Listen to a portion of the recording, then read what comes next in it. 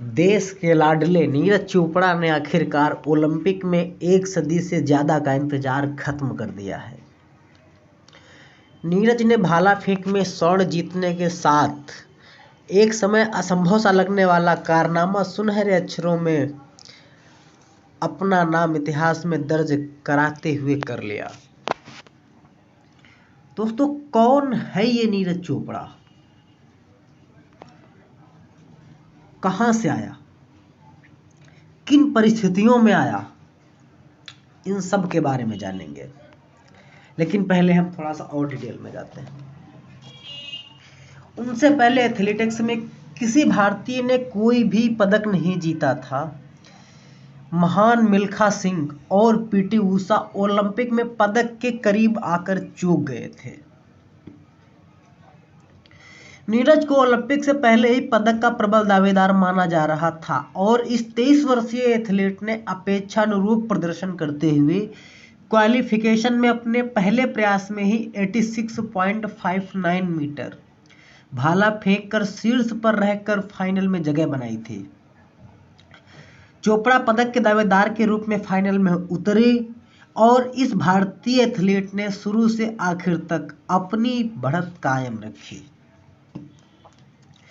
Final में पहले प्रयास में 87.03 मीटर भाला फेंका था और वह शुरू से ही पहले स्थान पर रहे थे।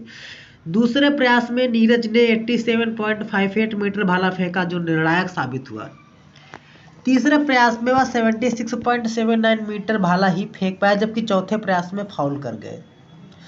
उन्होंने छठे प्रयास में 84.24 मीटर भाला फेंका, लेकिन इससे पहले उनका स्वर्ण पदक पक्का हो चुका था।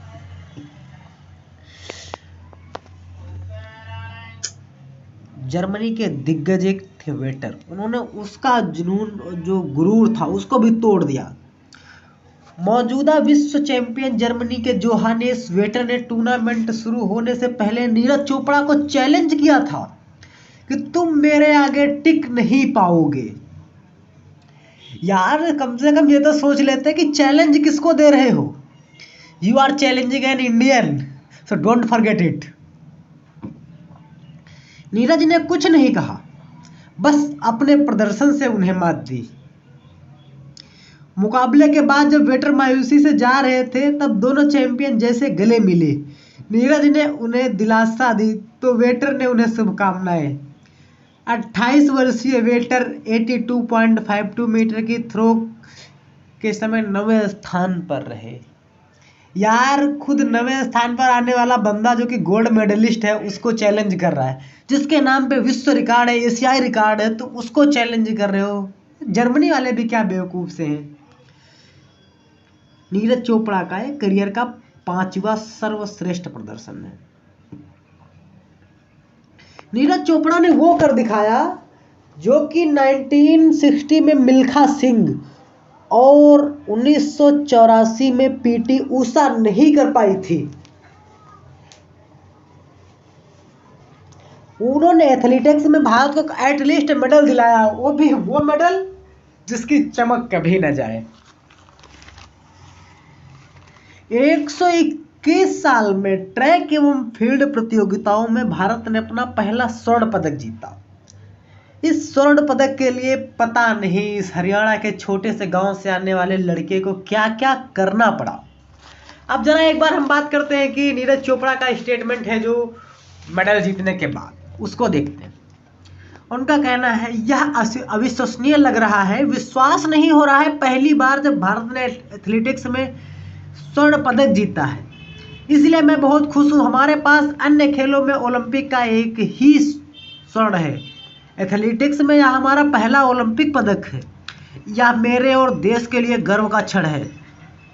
क्वालिफिकेशन राउंड में मैंने काफ़ी अच्छा थ्रो फेंका था, इसलिए मैं जानता था कि मैं फाइनल में बेहतर कर सकता हूँ। मैं नहीं जानता था कि यह स्वर्ण पदक होगा, लेकिन मैं बहुत खुश हूँ। नीरज चोपड़ा भारत की तरफ से व्यक्तिगत इंडिविजुअल गोल्ड मेडल जीतने वाले दूसरे भारतीय खिलाड़ी हैं। उनसे पहले निशानेबाज अभिनव बिंद्रा, इन्होंने बीजिंग ओलंपिक 2008 में पुरुषों की मेंस 10 मीटर एयर राइफल में स्वर्ण पदक जीता था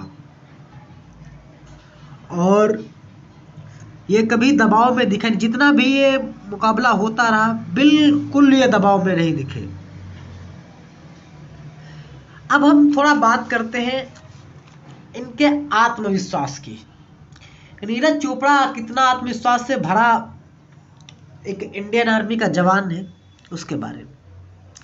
6 साल पहले राष्ट्रीय जूनियर चैंपियनशिप में एक युवा लड़के ने एथलेटिक्स फेडरेशन ऑफ इंडिया के अध्यक्ष आदिल सुमारीवाला से कहा था कि सर मैं भारत को ओलंपिक में गोल्ड दिलवाऊंगा। तब इस बात पर किसी ने ध्यान ही नहीं दिया, पर जब उसी लड़के ने 2016 की विश्व जूनियर चैंपियनशिप में 86.48 मीटर का थ्रो कर नए विश्व रिकॉर्ड के साथ गोल्ड मेडल जीता, तब पूरी दुनिया हैरान रह गई। पिछले 6 साल में नीरज ने निरंतर शानदार प्रदर्शन करते रहे। अब उनके खाते में दुनिया के हर बड़े खेल के स्वर्ण पदक हैं। और नीरज चोपड़ा एक बहुत सिंपल टाइप के इंसान, बिल्कुल जरा भी स्टारडम ग्लैमर जरा भी नहीं पसंद है। इतना सब कुछ होने के बाद वो ज़्यादा मीडिया में नहीं आते, उनके बारे में बहुत कम जानकारी उपलब्ध है और बहुत लो प्रोफाइल रहते हैं।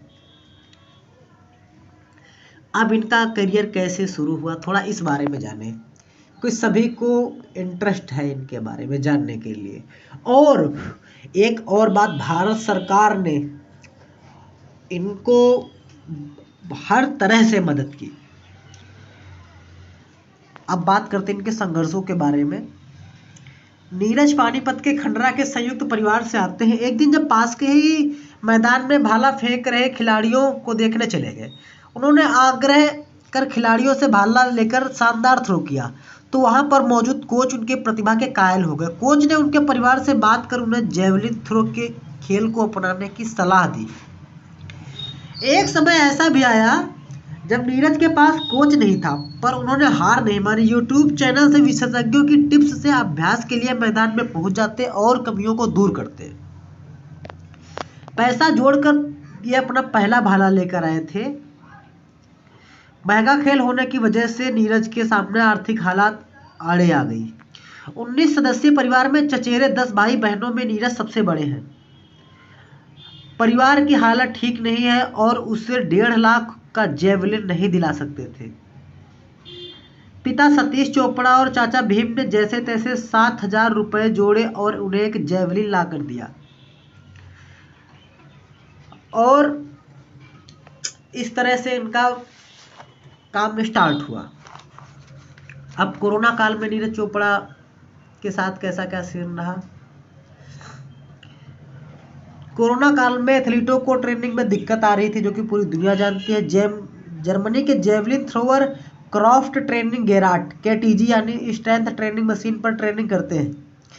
AFI ने भारतीय जेवलिन थ्रोवरों के लिए यह मशीन मांगनी चाहे तो जर्मनी ने देने से साफ मना कर दिया। तब AFI ने चीन से बात की। चीन ने यह मशीन तैयार कर भारत को दी। यह पटियाला में इंडोर हॉल में लगी। इस पर नीरज चोपड़ा और शिवपाल सिंह सभी साथियों ने अभ्यास किया।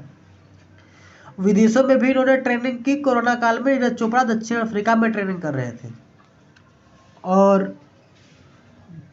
संक्रमण को देखते हुए उन्हें भारत लौटना पड़ा। इसके बाद उन्होंने पटियाला में NIS में ट्रेनिंग करनी शुरू की।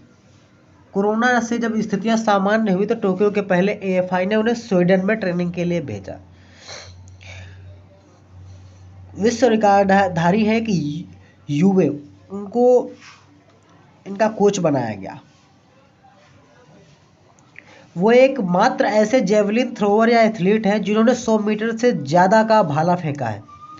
हालांकि उसको मान्यता नहीं मिल पाई है, लेकिन फिर भी उनका जो रिकॉर्ड है वो 104.80 मीटर 80 मीटर लगभग 343 फीट का रिकॉर्ड है, लेकिन ये दर्ज नहीं है। जर्मनी के ही कोच डॉक्टर क्लॉज ने नीरज पर बहुत मेहनत की। उन्होंने नीरज के पूरे शरीर का अध्ययन किया, उनकी ताकत को परखा, नीरज के हर एक स्टेप का बारीकी से निरीक्षण किया। उन्होंने नीरज के लिए एक ट्रेनिंग शेड्यूल तैयार की। इसी के हिसाब से ट्रेनिंग शुरू हुई। नीरज के लिए जिन सुविधाओं की ज़रूरत हुई AFI ने खुले हाथ से पैसा खर्च किया। इसी ट्रेनिंग का नतीजा रहा कि नीरज अभ्यास के दौरान भी हमेशा 85 मीटर के ऊपर ही थ्रो करते रहे। अंजू बॉबी जॉर्ज के बाद किसी विश्व चैंपियनशिप स्तर पर एथलेटिक्स में गोल्ड मेडल जीतने वाले वो दूसरे भारतीय हैं। अब बात करते हैं ये इंडियन आर्मी में इनकी पोस्ट क्या है। वैसे भारतीय सेना में 2016 में इनको लिया गया राजपूताना राइफल्स में। सम्मान में इनको विशिष्ट सेवा पदक दिया गया और इनकी जो रैंक है वो है सूबेदार। इनका जो अभी तक का व्यक्तिगत रिकॉर्ड था वो 87.07 मीटर जो 2021 में इन्होंने बनाया, लेकिन वही अब हो गया है 87.57।